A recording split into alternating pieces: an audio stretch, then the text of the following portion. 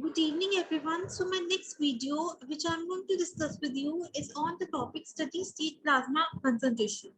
And before I start my video, I want to request you, if you like this video and if this is useful to you and if this is helpful to you, kindly subscribe to my YouTube channel, that is Dr. Nitika Pharmacology Discussion. And now I'm going to discuss with you steady state plasma concentration. So first of all, let me take the example of IV infusion. When the patient is on IV infusion, the steady state is reached after some time. It doesn't reaches the immediately the concentration doesn't reach the plasma concentration steady state. Gradually it reaches the plasma concentration, and this depends upon the rate of administration and rate of elimination.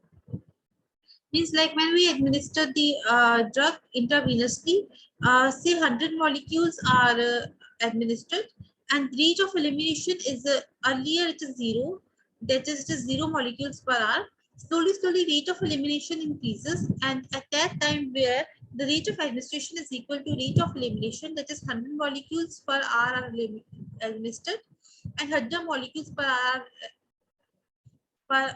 are eliminated, that is constant steady state plasma concentration is achieved in the body, that is the steady state plasma concentration when rate of administration of the drug is equal to rate of elimination of the drug. And now before I start, before after discussing this, I want to tell you 3 points about steady state plasma concentration. First is time at which the steady state plasma concentration is reached. It depends upon the half-life. Half-life is the dose of the drug at which the plasma concentration reaches 50%. Means half of the maximum concentration is reached. That is the time taken. And basically, for example, we say that the half-life is 1 hour.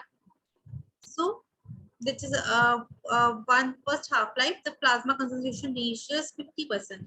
After second half-life, the plasma concentration 25% will be added, so the plasma concentration will be 75%. After third half-life, 12.5% will be added, so the plasma concentration will be 87.5%. That is after 3 half-lives. After 4 half-lives, 6.25 of the concentration will be added, and the plasma concentration will be, the steady state plasma concentration will be 93.7%.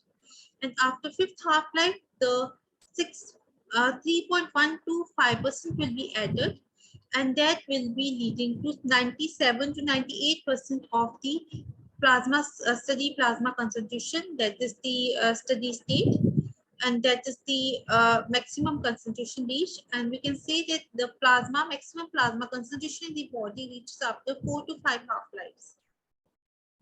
Now next point is the concentration of the steady state plasma concentration, how much over the amount of the steady state plasma concentration, on which it depends. It depends upon the dosing rate, the dose per unit time. If the dose will be more, the steady state plasma concentration will be more. If the dose will be less, the steady state plasma concentration will be less. Like with 100 doses per unit time, the steady state plasma concentration will be in medium, and after 200 dose per unit time, it will be more. And if 50 dose per unit time is there, 50 milligram dose per unit time, the steady state plasma concentration will be lowest.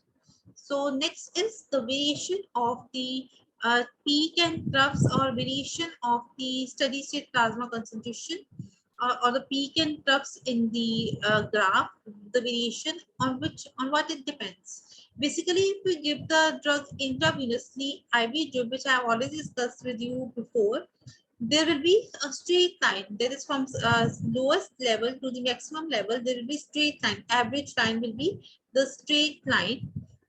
Graph will be there.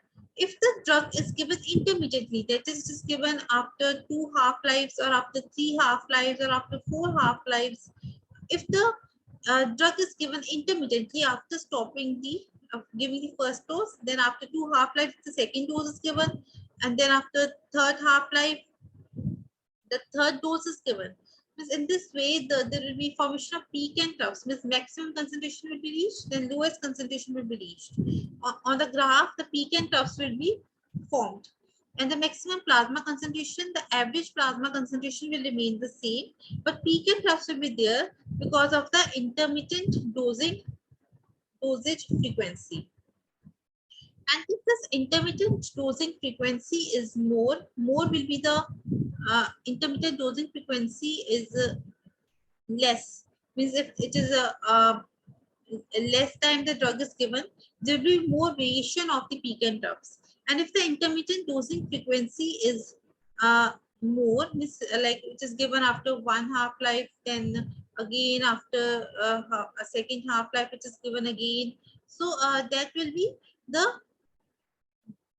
peak and trough concentration, the changes of the peak and trough concentration in the graph will be slow, less, variation will be less. So that's all for the steady state plasma concentration. I hope you understood my video, and if you like this video, kindly subscribe to my YouTube channel. That is Dr. Nitika Pharmacology Discussion. Thank you. Be happy, be healthy, be safe, be blessed. Thank you. Happy learning.